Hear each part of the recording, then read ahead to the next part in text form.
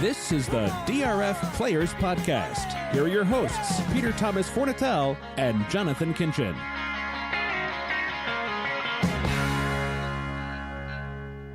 Hello and welcome to the DRF Players Podcast. This is show 345, the Tuesday, June 19th, 2018 edition, back after a brief hiatus. I am Peter Thomas Fornatal, back with you in the Brooklyn bunker, Muggsy, the handicapping Labrador, alongside. If there's ambient noise, just let me know. We got the dryer going, we got the air conditioner cranking, we got the lab chain rattling. We got a whole lot of stuff going on, sort of an in-between edition of the DRF Players Podcast. We got a lot of stuff going on. The Stephen Foster's in the rear view. We've got Justify's Triple Crown bid to touch back on and look forward to what his summer plans might be as we start the serious ramp up for Saratoga and Del Mar. I'm very happy to be joined today. If he's feeling a little froggy, that's not an accident, folks. He was recently told that he should keep his mouth shut until he won a live bankroll tournament. Well, that means today you all out there better get ready to listen. He's not just the People's Champion. He's the Santa Anita June Challenge Champion. He is Jonathan Kinchin. JK, what's up? What's going on? Yeah, no, it was a ton of fun to finally get a win there. Those are, some of my favorite contests, obviously, at Santa Anita. So fun to get a win there. Fun to have my son Austin with me, holding up the big check as well. Made it all the better. I'm sure there's probably an asterisk because it was only a $500 contest. To the haters. The words I heard were win a live bankroll contest. Those were the words I heard. That's what I saw happen. Obviously, would have been a little more fun if our friend Sadler's Joy could have won you a slightly different live bankroll contest in a previous week. But hey, those are the breaks. I wanted to give you the fanfare in the opening this week, JK. You've earned it. Royal Ascot going on as we record today. Not sure what we're going to do. We'll either do on Friday. It sounds like you're up for going early morning, which I am too, if producer Craig greenlights it. I'd like to get the show out of the way before I get my head in Ascot space, because I'm coming on here now and we have all this USA racing stuff to talk about, and I kind of only want to talk about Ascot because that's where my head is now. So maybe we can avoid that problem on Friday by recording early if that works for you, JK. What do you think? Yeah, no, it should be fine. I don't. This is one of very few weekends I'm not going anywhere, so I'll be here. I just thought about it. Like I haven't been home very much lately. It's I don't even know what to do with myself. Not going through security somewhere. Craig texts that Friday a.m. is okay with him, so we are good to go on that. Let's start off by talking about the American racing from the last weekend, and we'll see where the conversation goes. We'll start off by talking about the Stephen Foster. Am I correct, JK, in saying, no disrespect to Pavel, who wins with a 101 Beyer speed figure, but this race almost seemed more like a story of who did not show up as opposed to who did? Yeah, no, I'm this is the podcast listeners are probably glad we didn't have one on Friday, because I just didn't think Backyard Heaven was going to lose. I thought Backyard Heaven was going to be tough in this race. I thought Backyard Heaven would have won the Met Mile. Well, on paper would have won the Met Mile. I just thought that the two races that horse had run in those last two races were strong enough that he was going to be fine, and he was really poor. And then I thought Irish Warcry might have found himself. I don't think we're going to hold it against him. Apparently, he wasn't feeling the weather, and as a guy who spent part of last week in what we will affectionately call the sweat box, I wouldn't run well either. Well, I think that excuse is pretty weak. Even if it's accurate, Irish Warcry with his various thumps or whatever health issues are going on.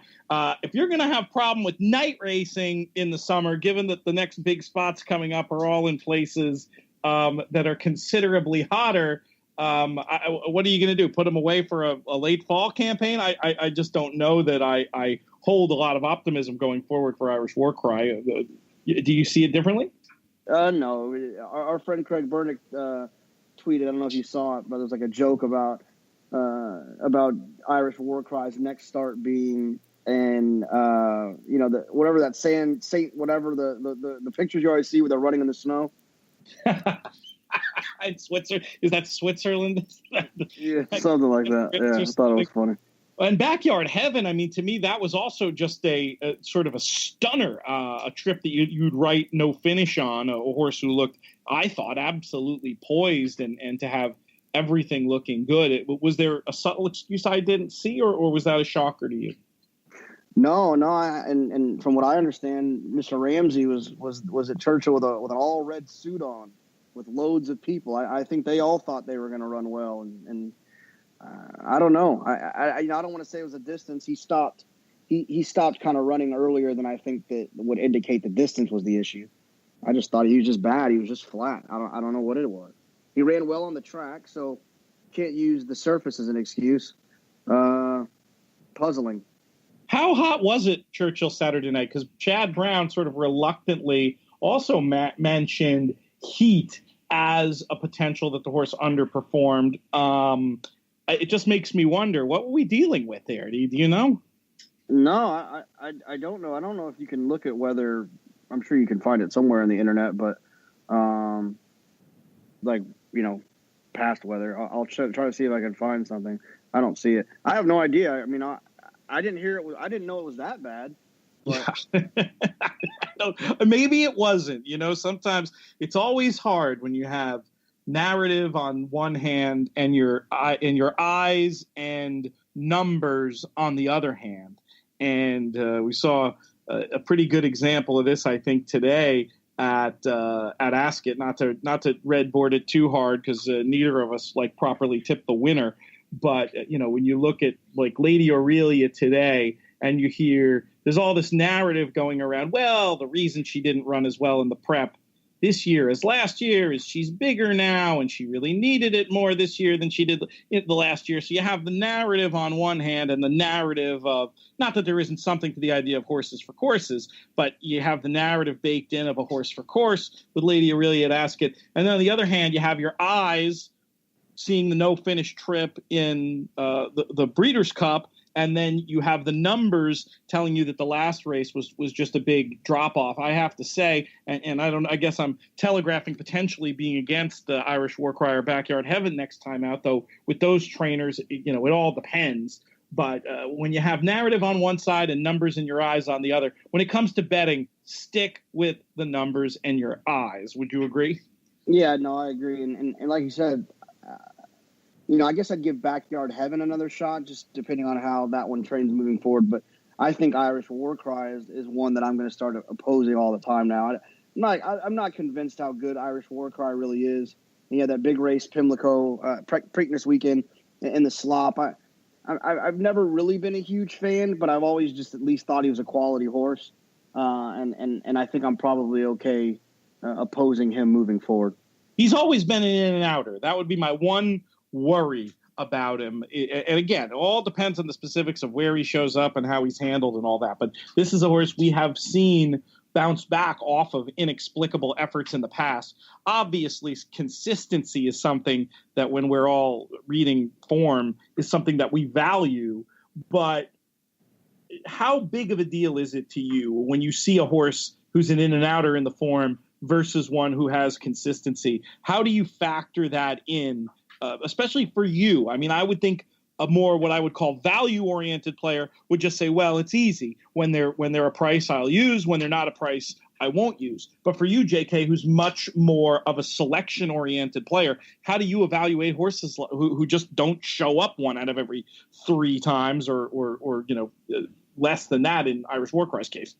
Yeah, if there's a reason why, if I can really tell a story as to why there's the ins and why there's the outs, why Jazzy JH would be very happy that I said ins and outs. I didn't mean it like that. But if there's a reason why the horse is performing poorly and there's a reason why the horse is performing well, then I can use that. I'll use that information to find out which one's going to happen on the day. If it's a bunch of inexplicable poor performances or inexplicable good performances, then I'm just going to be against the horse always, and just hope that I catch him on the right day. I'm not going to try to guess why they ran well or ran bad. if I can figure it out, there's information that you can use to make good decisions. But if it's just like because he woke up on the wrong side of the bed type of thing, I'll be against them in all situations there. And that seems like what we're dealing with when it comes to our friend Irish War Cry. Let's talk a little bit more about Pavel. Reading the article on DRF.com right now by Marty McGee, who always does a fantastic job. Sounds like the Pacific Classic is the target. Feels to me like that's going to be a pretty good spot for the horse. What do you think of his chances going forward after you didn't fully respect him in the Stephen Foster? But he was always meant to be a good horse, right? I mean, they kind of had that really aggressive campaign with him as a 3-year-old. It looked as if like maybe not that they ruined, but they were like they kind of maybe got a little over ambitious, and there was some setbacks with the horse. And then he ran pretty good in Dubai, in the Dubai World Cup. He ran well enough. He's a nice horse. He's a quality horse. He's always run well in spots. He was 4th in the Jim Dandy. He was 5th he won the Smarty Jones. He didn't run that well in the Classic, but he was right there in the Malibu. He's a quality animal, so it wasn't shocking, I guess from that standpoint. But I think he's one that could definitely win some races down the line this summer, and he's one that could win the Pacific Classic depending on who shows up there. Yeah, but I mean, with what I would think, just sitting from here, it feels like a very logical spot, and I would think that you might end up being with him next time. Does that sound reasonable from here? It just depends on who else shows up in there or wherever his next race is and kind of where what the pace scenario comes up like. He feels like more of like and this is going to sound weird, but let me explain it. Kind of like more of an East Coast type, kind of where he can just kind of stay and finish and just sit 4th or 5th and that type of deal. Not so much. I don't think he's going to really be happy about a situation where there's a horse that's loose on the lead somewhere out in Southern California with some Baffert horse who's loose or whatever like that. I think he's better off where he's going to get a true pace to run out with more of a tiring surface like he saw at Churchill. All right, let's talk while we're on the topic of Churchill Saturday night. One of your favorites, Divisadero, most popular horse in the history of the podcast. Though who knows, Justify may challenge him for that title soon. But Divisadero returns to the races, but it's Mr. Misunderstood who gets it done with 100 Beyer speed figure. What did you think of this race, JK? Yeah, I mean, slow pace, mile and 16th, and he comes running late. I thought he ran well. I think he needs a little bit longer. He looks like he might be kind of finding some of his previous form. I'm not going to hold it against him that he broke his win streak at Churchill. That mile and 16th I thought was going to be kind of sharp for him anyways. And then when they go 48-4 to the half, that doesn't really help. So I think I think we'll see from him this summer. I think we'll probably see him up at Saratoga, and hopefully he can get the job done in some of those races. Do you believe that Divisadero, like the mile's too sharp and the mile and a half's too long? Is he really a 1.25 mile horse? What would you, if you were plotting out his campaign from here, what type of spots would you be thinking about? Yeah, I mean, I think he's best at like 1.1 miles, right? I mean, I think the 1.25 is the 1.25 miles, at least it feels like it. Every time he's in those 1.25 mile races, there's never enough pace. And then he can't quicken with those, and he doesn't have enough stamina to kind of hold the run long enough. No, I think that he's probably better at like 1.8 miles. That's 2 of his best races were at Churchill when he won the formerly named Woodford Reserve or whatever it was called, the Woodford. Now I think it's the Old Forester, but he won those twice. Those were at 1.8 miles. So I think that's probably his best distance. That's right. No, that's right. I didn't have the PPs in front of me. I'll mistake jar for that one. I tried to make a coin sound in my jar here, but it didn't work. World Approval has to be seen as the disappointment of the race. Are we just thinking his good racing days are behind him at this point, or would you give another shot for any reason? No, it feels like I've always heard about how kind of ornery he is. You walk by his barn, you better keep your head on the swivel. You walk by his stall, he'll nip at you. I've always felt like horses that are like that are real testy. When they decide that they're done and they want their next career to start, I feel like that's kind of what you get from him. And it feels like maybe that's what he's doing. He's just going to kind of dig his heels in the ground and he'll go out there and he'll run around there, but he doesn't really want to win anymore. Yeah, a very disappointing effort there. Any other thoughts on the winner, Mr. Misunderstood, for Brad Cox? Do you think this horse is a divisional player, or was this right place, right time? Yeah, right place, right time. He got a good trip, mile and a 16th. We'll see what happens moving forward. I'm just glad that Brad Cox is winning some races. Hopefully he can keep that mojo going in the next 14 days up north of the border. You're alluding to Long on Value, the podcast horse. Will you be making the trip? Does it sound good for you? The hotel is booked. Oh, I'm so envious. I want to go so badly. We're going to be up in Maine. I've got a niece's graduation party that I really want to go to. I think, unfortunately, for the sake of my marriage, the correct choice is to root from afar and be giddy that I get to go to Newmarket, July, 12 days later. So I do not think I'm going to be able to join you, JK, but it'll be a great day, and I'll be there in spirit, and I'll be watching along. I love Woodbine. Great track. They always do a fine job hosting horse players, supposed to do a great job on the owner side as well when people come in for big stakes. And, of course, I love that September contest. I'll be back for that one this year, hoping maybe, who knows, we can get some qualifiers up on DRF tournaments for that one, Woodbine Mile Day. I'll be up for that one for almost sure come a little bit longer. All right, let's pivot the conversation. Just want to talk about Ask It for 2 seconds in regards to a direct connection to American racing that will segue into our next topic as well about Justify. You and I both sort of had we weren't together, but I can tell from the way you reacted to it that you had a similar jaw hit the floor thing to me when you heard John Gunther's comments after winning the St. James Palace without parole today. And I'll let you relay what he said. Yeah, no, he made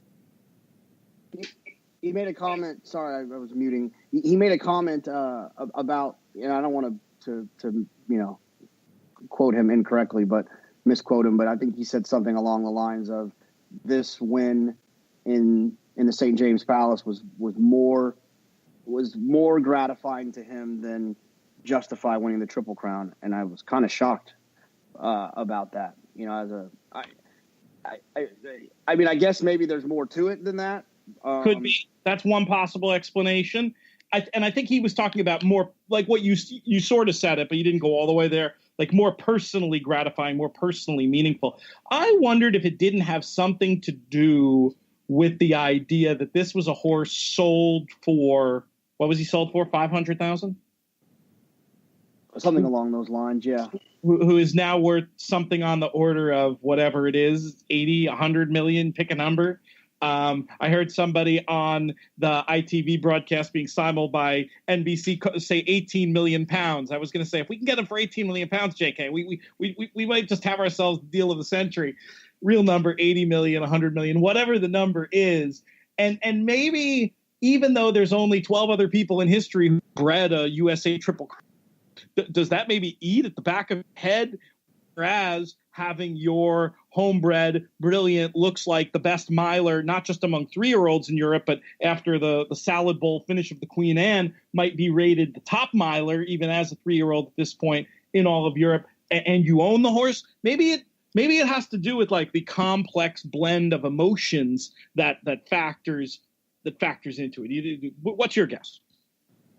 Yeah, no, that sounds about right. I mean, obviously, it's kind of reminds me of like, you have a girlfriend, you guys break up, and then you like see her doing really well and like, looking great, and you're like, dang.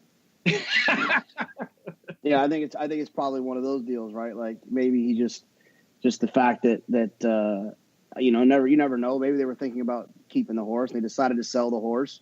They sold the horse for 500, and then like you said, he's worth 100 million now. So it could be a little seller's regret there. Of course, there's nothing to second guess in terms of like what you're supposed to do and what the right decision is if you're a horse breeder and you get a price like that for a yearling. But human emotions are complex, and maybe that plays into it. It's just something interesting. I'll be curious to see if the racing media picks up on that one, or if it was just a throwaway line in the heat of the moment that only you and I happen to pay attention to. We'll have to continue to monitor that story. Speaking of Justify, I've got a head-to-head bet for you, my friend. Are you ready? Absolutely. I mean, you mean we should probably rename them from head-to-head to like we could like probably just call them like the Kenshin or something, because I'm not really sure if you've ever I can't remember when last time you won one. I do remember, because I'll never forget that ridiculous facial hair you had to carve into your face, which looked awesome on me, but on you, man, not so much. I'm going to be perfectly honest. But you do raise a good point. You are something on the order of 78-1 against me all time. And I'll be fair, the same way that I really got the best of it in the Fu Manchu head-to-head, because like I said, I was going to do it anyway, and you just looked completely ridiculous. This one's the opposite when I get to what the stakes are going to be, because this is something you would wear anyway, whereas for me it would be a stretch. But I'm so sure that I'm right. I'm going to just offer up the stakes. You have sounded completely convinced in our conversations and texts that Justify will be running in both the Haskell and the Travers. Here's the bet in a nutshell. If the horse runs in the Haskell and the Travers, you, to the Travers party, hopefully we know where the Travers party is going to be. It may have to be relocated. We will see. That's a whole other conversation. Something we'll worry about later. Basically, the loser, if that happens, I will, if he runs in both, I will show up to the party in a romp him. And if he skips one or the other, you show up to the Travels party in a romp him. For those who don't know, simply a romper. If you don't know what a romper is, I can't help you. Google it. But with the HER replaced with the HIM. Am I correct, first of all, that you would probably do this anyway, so you really have nothing to lose? It's essentially a free roll? No, I'm pretty sure there's no shot I would ever wear a romp him. Well, now there is. Oof. Well, this one's not that. I'm Googling. I guess I could probably rock this if I had to. It doesn't look different than the clothes you wear to the track half the time now. I feel like I'm probably doing you a favor by allowing you to do something that loved ones in your life would have prevented you from doing had it not been the terms of losing a bet. Yeah, I mean, this is tough. You better accept this, or I will not forgive you. I'll tell you that right now. All right. Oh my gosh, I don't know, man. I don't know if I can do it. Well, you'll have to find a way to win the terms out from me on some other bet. Then, how about that? Yeah, let's Friday. Let me see if I can find a good one. This one, it's just this is tough. I just don't feel like I would look good in this. Well, imagine how I would look, JK. Again, not that different from your normal track attire. For me, something entirely different. Now, I say this, and I don't mean to judge. I've seen men, in fact, a listener and good friend of mine, Patrick Carroll, he rocks the romp him. He looks awesome sitting there in the clubhouse seats. But, like, he's got the look to pull it off, which I actually honestly believe you do, too. Me, on the other hand, my chicken legs down there, it's not going to be pretty. But anyway, we can finalize. If you're not feeling adult enough to just accept the bet now, picture. I see you sent me a picture over the text. Let's take a look.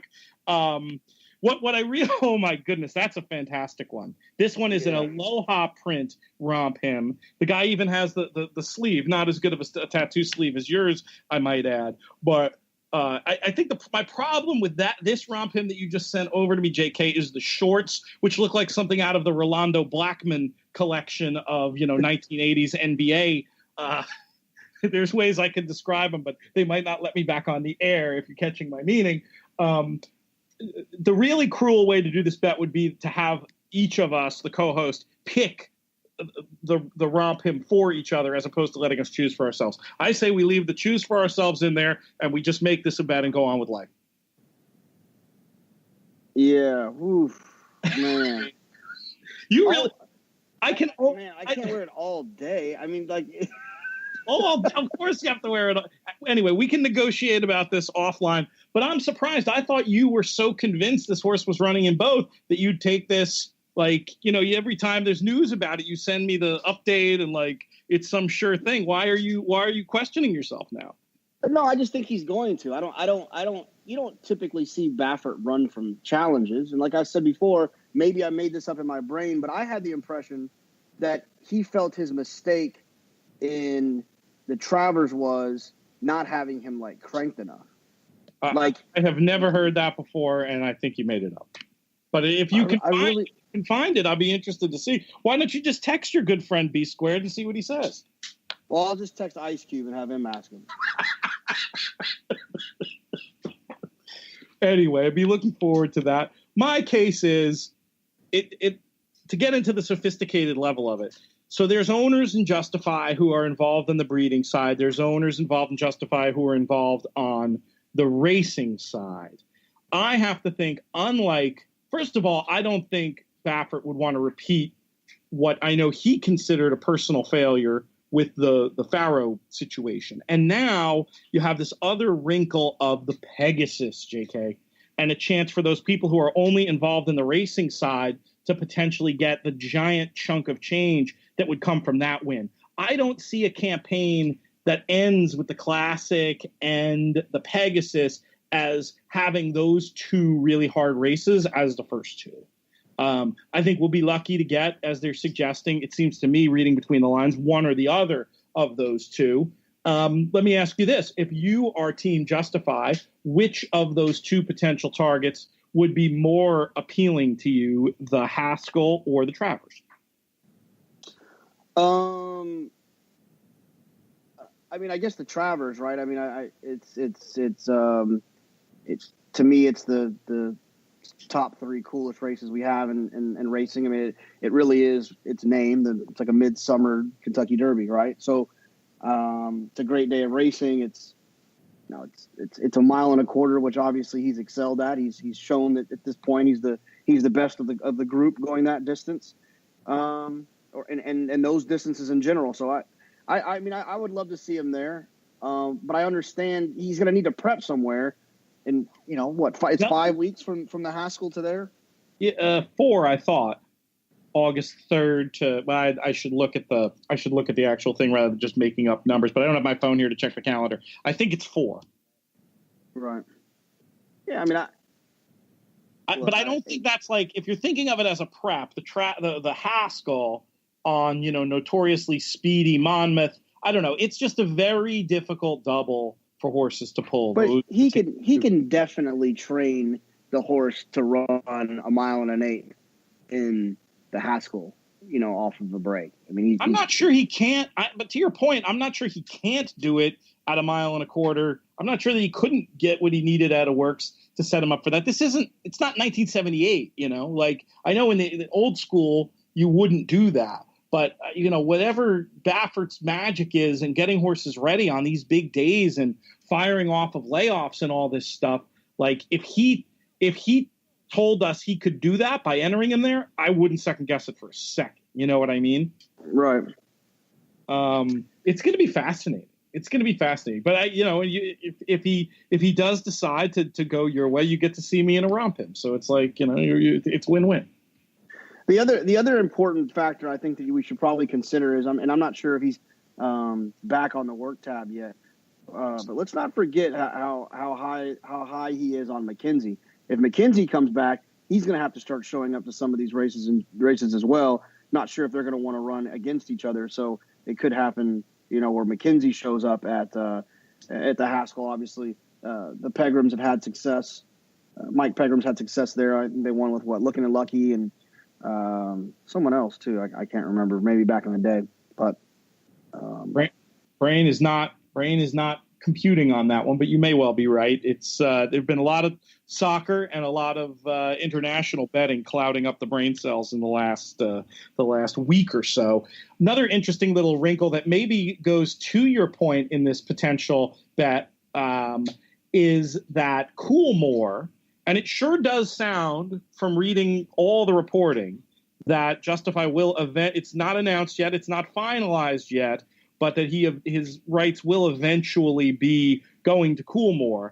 And of course, they also have Mendelssohn. Mendelssohn's campaign has been announced, or projected campaign has been announced for the late summer or the fall, and that includes the Dwyer at Belmont, the Pennsylvania Derby, and the Classic, which does sort of leave open for two horses they have their eyes on to be the potential Scat Daddy successor at Ballydoyle or Ashford, as having the two horses on different paths were justified to go Haskell, Travers.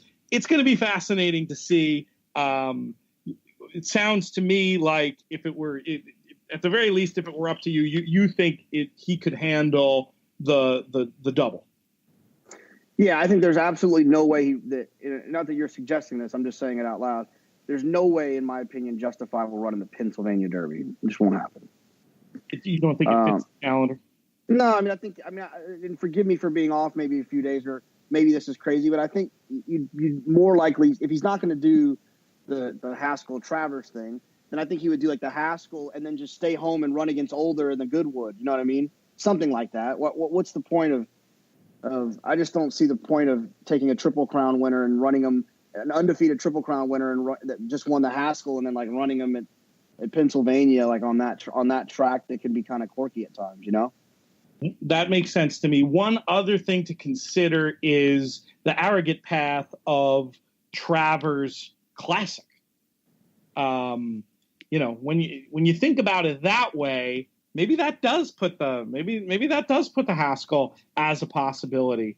I still don't think so. I just think those particular two races and having that recent experience with it, I don't think he'll do it. I'll show up for my end of the bet based on that. But it's going to be really fascinating to see. Let's just hope the horse stays healthy and happy, and we get to watch this play out on the racetrack. I do believe that the economics here are very different because you have so many people in the ownership group who aren't necessarily participating on the breeding side. I do think as long as the horse is happy and healthy, we're going to get to see him multiple times more. And what a gift that is. And I think back to all of the near-miss Triple Crown winners and how there were many, me among them, who sort of assumed that when we saw the Triple Crown winner, that they would be sort of whisked off to stud on the walk back to the winner's circle nearly. And it's just interesting, the more you learn about the game's economics, why that doesn't have to be the case. In the case of Zayat, they had sold the breeding rights for Pharaoh before the Triple Crown even started. So I think there was an economic incentive as well as a sporting incentive to continue to keep the horse running beyond the Triple Crown. And now with Justify, the unusual nature of the deal with the different ownership partners having different vested interests in the horse's future, how we might actually get to see two Triple Crown winners in 4 years running deep into the fall. It's pretty cool, isn't it? Absolutely. No, I'm excited to see him back too. I think that just to let this thing, let him relax a little bit, let him grow up. I mean, let's not forget what he accomplished in such a short period of time. And, the whole 2-year-old thing, not running in 2, the Apollo curse, he was running 7 furlongs in a maiden race, 90 days ago, 140 days ago, 130 days ago. I think it's going to be, what's that? Go ahead.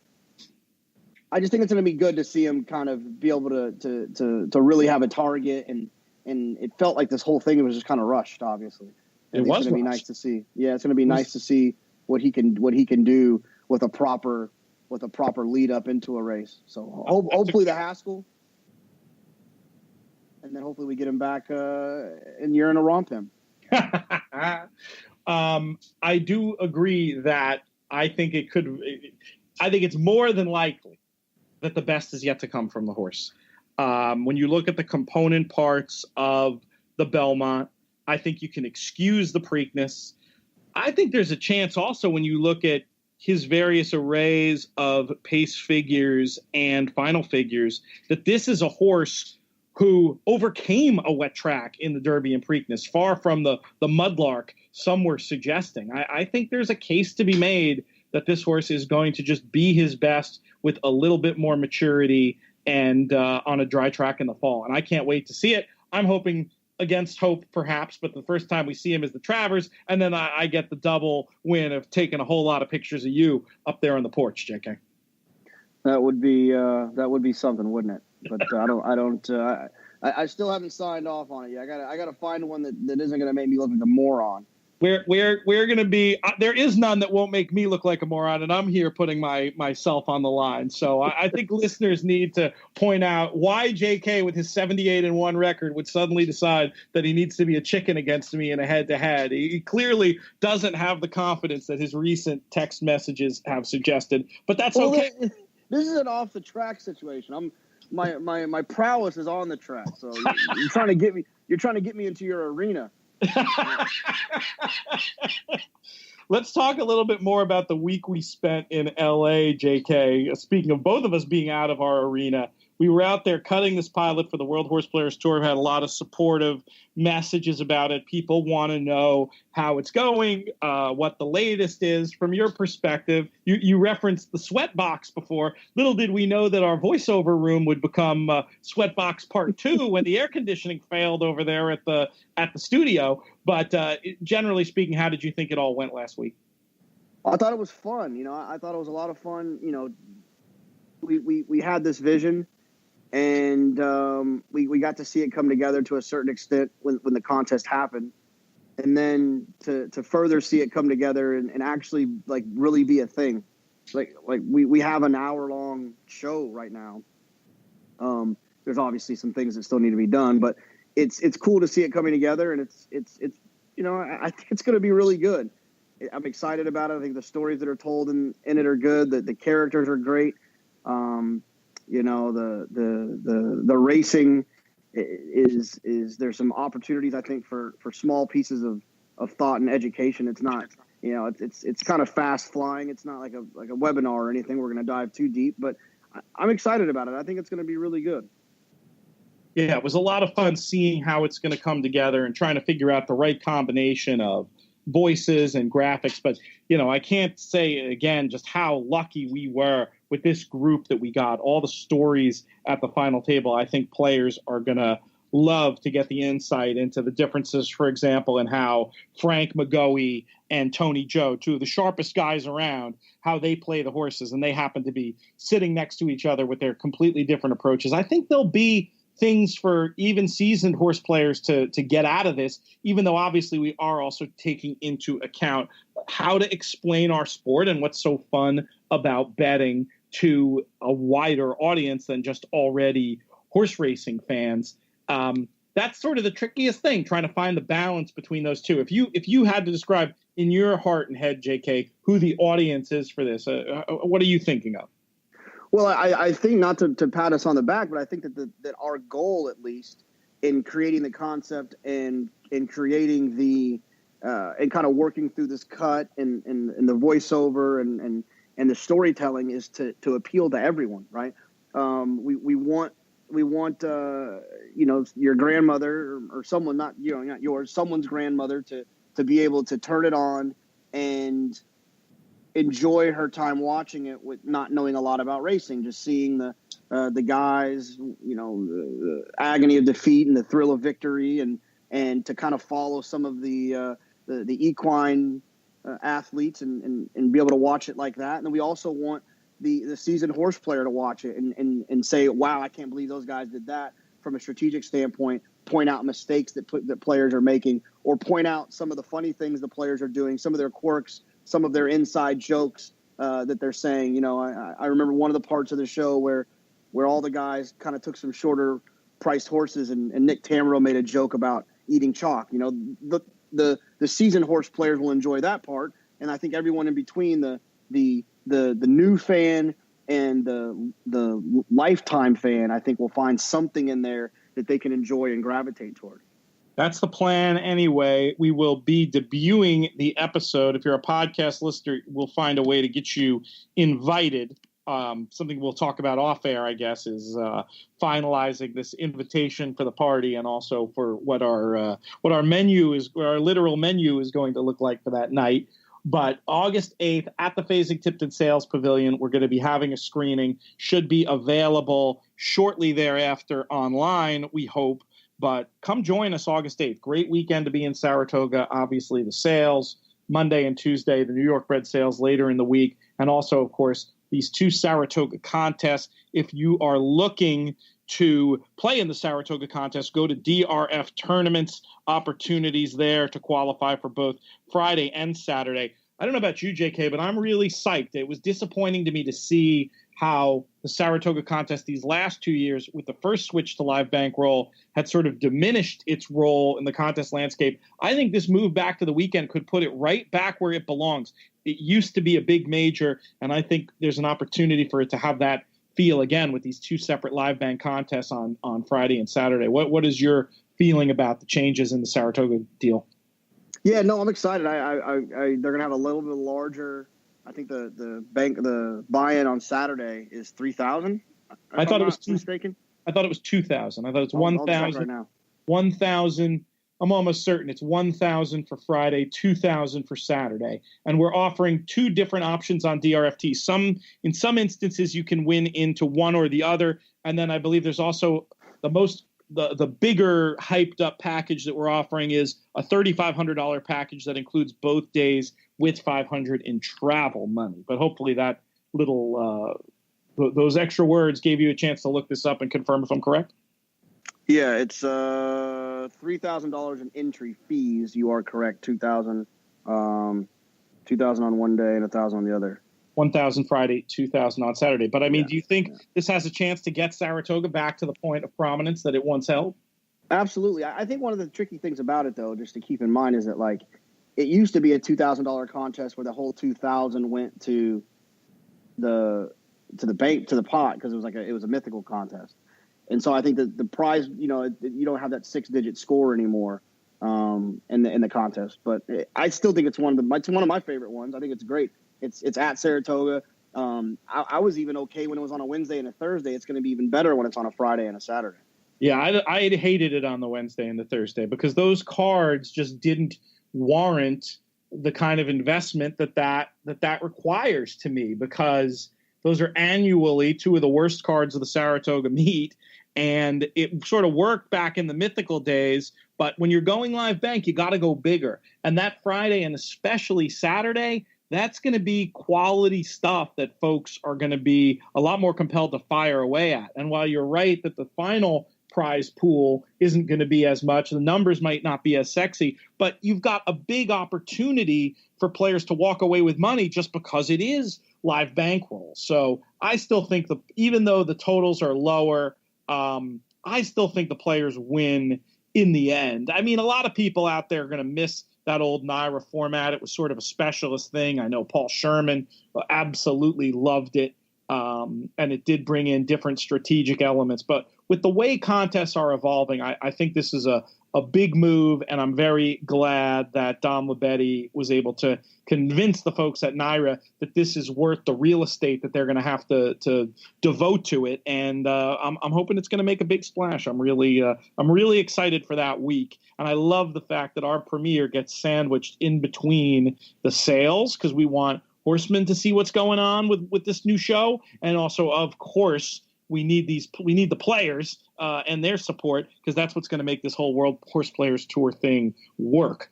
While we're on the topic of contests, we talked about it at the Open, JK. I've left you 12 minutes. Hopefully that's enough. How did you get the job done on Saturday? What did it mean to you to win at your favorite track, et cetera, et cetera? Give us the rundown.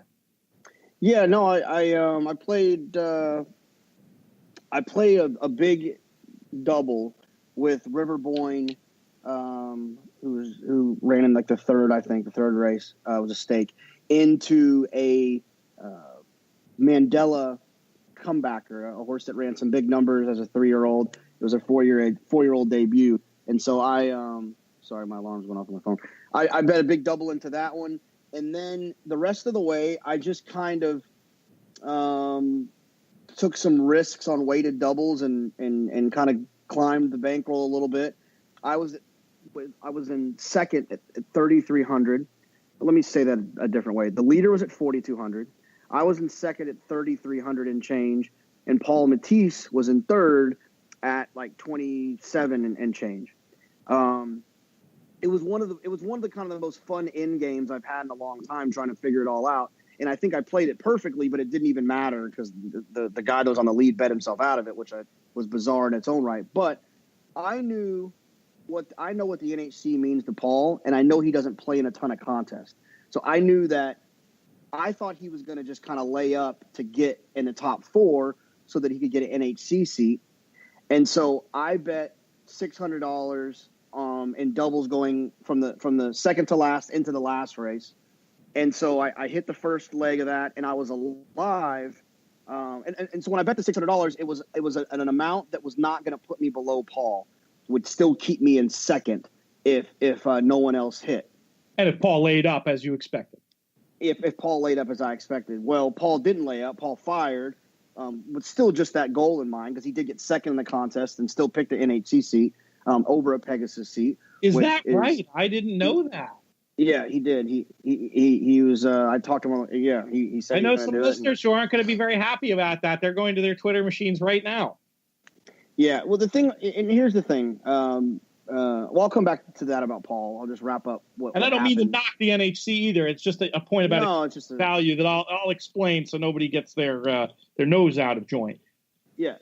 So the quick wrap up, and we can talk about that is that I was alive to 3 horses. 2 of them I felt like were going to definitely get me the win. The other one, if the other guy on the lead didn't bet, was going to have me like $40 short. So I bet $40 more to win on that horse. Where one of those 3 would have hit, I would have taken the lead. The guy bet himself out of it. I hit, and that was it. So it was fun. It was a lot of fun. It was fun to have Austin there with me. It was fun to get TQ to tweet hashtag Sharpie. It's always a good thing when that happens. So, and as far as the seat, the way that here's the thing, and I'll explain why I think Paul did that. I think it's obvious, but it's Paul doesn't play in contests like a lot of us do. He plays in a handful.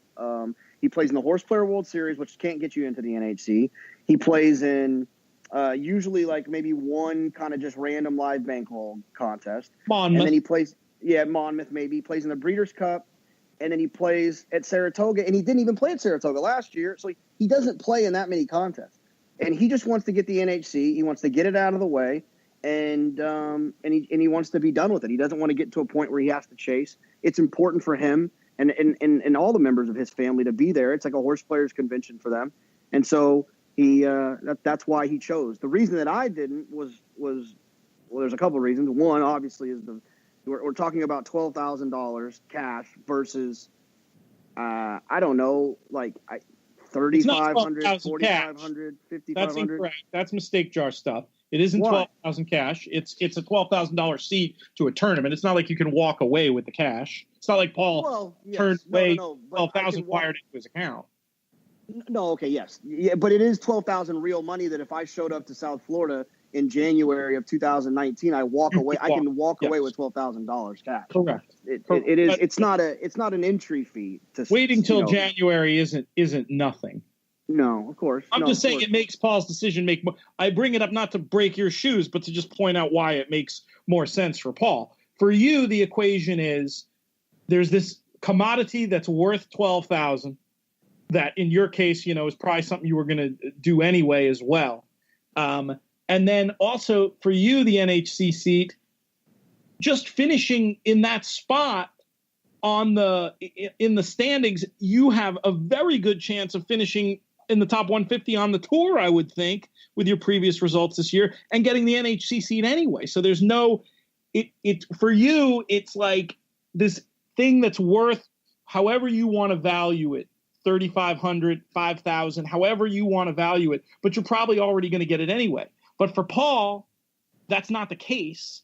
And in addition to that, for Paul, I'd wager to say it's worth whatever it's worth to you, JK. It's as a former champion to Paul, like the emotional value of being back there, it's worth whatever, 1.5x or maybe even 2x. So all of a sudden it starts to bring it into relief. So despite my initial surprise, the more I think about it, actually, the absolute more sense it makes from his point of view. Whereas if you did it, my jaw would still be on the floor. It would be so crazy. It's just and this comes up a lot in tournaments. You have to think about not just what makes sense in the abstract, but what makes sense to you with your specific goals. This is not that different from people being so surprised with the Belmont contest and how you ended up playing it there. When your goal is to win, when you have a win or go home mentality, a certain set of strategy makes sense. And when your goal is something like getting an NHC seat, which you can get anywhere in that contest, whatever it was, the top 5, you're going to have a different set of goals that make sense. Yeah, no, 100%. The other part about it is like, I'm going to play. Paul will probably play in 3 more contests this year, maybe 4. Like, I'm going to play in 4 before August 1st, So, I'm going to play. I'm probably going to play Arlington on the, July 7th. Lone Star has one July 15th. That'd be fun to play at home. What about Del Mar? What about my tour point? I mean, is that am I correct in saying you might be I've got 50 on the tour now? 2,500 points. I'm 2,500 points now, and I think that this win will put me in like 39th place. So you need to probably do a little more, but not a whole lot more. Yeah, but I mean, one more top 10 finish, Yeah. I mean, I would imagine that that's going to happen for you with as ambitious as your journey is this year. A very interesting goings on there at the end, and I do like the way you play it. Did you hear anything about what the winners' situation was? That seemed very unusual to bet that much late under those particular rules. Yeah, no, it really. I weird. said winner. I I have no meant idea. leader going into the last. Sorry. Yeah. You're the winner. No, I have. Yeah. Damn straight. Just kidding. I don't know why he did that. Like, I mean, I don't know. I guess he thought people were there's so many people behind him that someone was gonna fire and hit something, or I really don't know. It doesn't make a ton of sense to me. It can be very hard to try to read the motivations of your competition and make an intelligent choice accordingly. It's something we had a great example of at the end of the World Horse Player Tour show. We've talked about it a little bit. We won't get into it again here. We'll save it for when the show comes out. But there really is something, the idea that knowing that about Paul factored into how you'd play, what the exact difference is between first, second, and third. That's the kind of thing that's going to really affect your strategy at the end. Part of the reason you were so aggressive at Belmont was, what was the difference in cash between, I think the difference in cash at this weekend between first and second was maybe 6,000. What was it at the Belmont? It was 10,000 this weekend. Okay, 10,000. So not. So I don't know what it was at Belmont. I know the winner got 75, I think, and I think I'm guessing second was probably like 30, 40, 25, 30, 40, something like that. Yeah, I mean a heck of a lot. Basically, a heck of a lot more money, and you could argue that that's where the expected value in the tournament is. Again, a lot of it comes down to, are you playing strictly because you want to get the most theoretical value, but I think most of us are playing with some other specific goal in mind, and depending on what that goal is, that's going to affect the way you look at things. Any other thoughts, JK, before we wrap this one up? No, looking forward to the summer getting rolling. A lot of the fun summer stuff is starting to get rolling here. Toronto in a couple weeks for the big horse, and then Arlington, and next thing you know, it's Del Mar and Saratoga. So, I mean, it's fun. In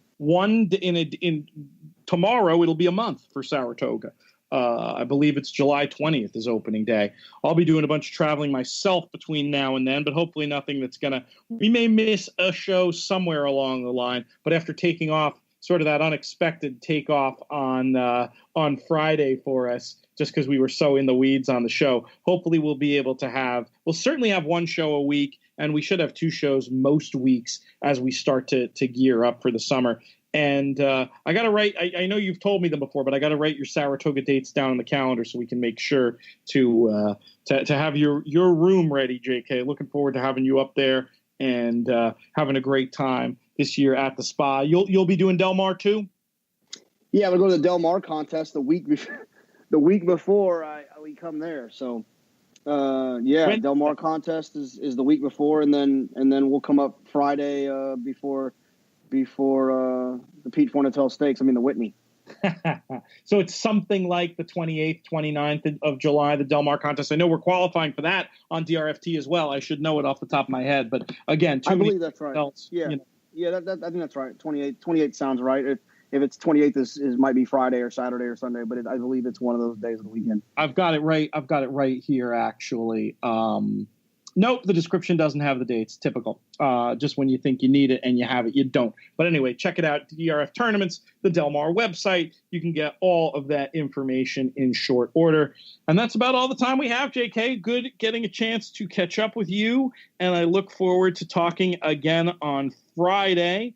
Thanks so much for joining us today. Thanks to producers Craig and AJ, Willie Nile, and Travis Stone for their help with the opening. For more of Willie's music, check out willienile.com. Thanks most of all to all of you for listening. We will be back on Friday, and I mean it this time. I'm Peter Thomas Fornatel.